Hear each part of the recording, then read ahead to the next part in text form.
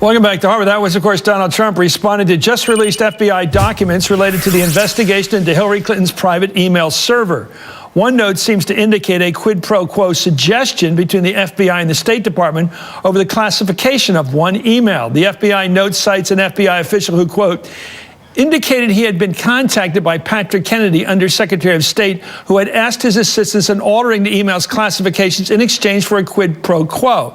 In exchange for marking the email unclassified, State would have reciprocated by allowing the FBI to place more agents in countries where they are presently forbidden. But the FBI and State Department both pushed back today. One FBI official told NBC News it was an FBI agent, not Kennedy, who first brought up a possible quid pro quo. For more, I'm joined by NBC's Kristen Walker. It's a big one. It's a big one, yes. I mean, in the sense that it is giving a lot of fodder to Republicans. But here's the bottom line. Your last point, the FBI and State Department say this gets it all wrong. There was a robust discussion about all of these emails, Chris, between the different agencies. How should they be classified? And this discussion pertained to an individual email.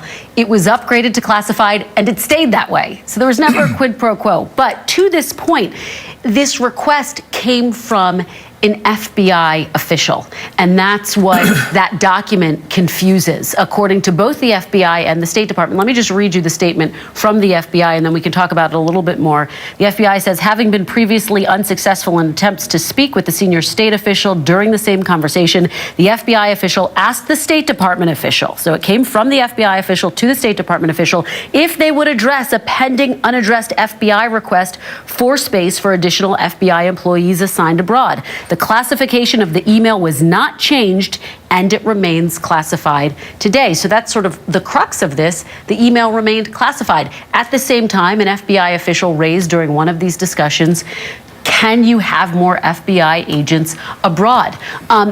Important to also understand what 302s are. They are notes that were taken by FBI officials during interviews. So is it possible that those notes were in some ways exaggerated or missed the point? It's possible. I don't want to say that's what happened in this case, but it seems to be that's the pushback that you're getting from the FBI and the State Department. The State Department says this allegation is inaccurate and does not align with the facts. They maintain that there was no discussion of a quid pro quo. But the bottom line, Donald Trump is going to speak in Wisconsin in a matter of minutes, and he is going to get out there and say that this is just another example of wrongdoing. Now, of course, the Clinton campaign also saying this whole thing is ridiculous. But, Chris, it's less than a month until Election Day, and we're still talking about Hillary Clinton's emails. Yeah. And I think politically that's the problem here.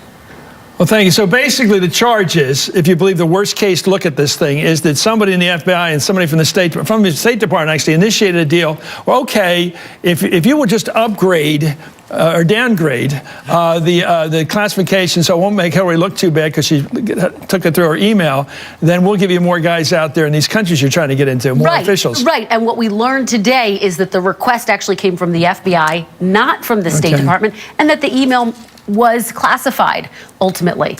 So that's the whole problem with the notion that there was ever a quid pro quo. Nothing changed. The email remained classified. Well, it's like the Clintons never made any money on Whitewater. But, right. There was never I'm not getting into that. Well, no, they never got a nickel out of it, yet it was a scandal so-called. Anyway. And that's what, but Donald Trump, that's what he's going to be focusing on tonight. He's going to play it big. Anyway, thank you, NBC's Kristen Walker. Up next, Donald Trump's alleged behavior and comments toward women are catching up to him, don't you think? He's paying the price politically as his campaign's being rejected by women voters. It's showing up in the polls. He's losing women because of all this kerfuffle and bad press. Anyway, you're watching Hardball, the place for politics.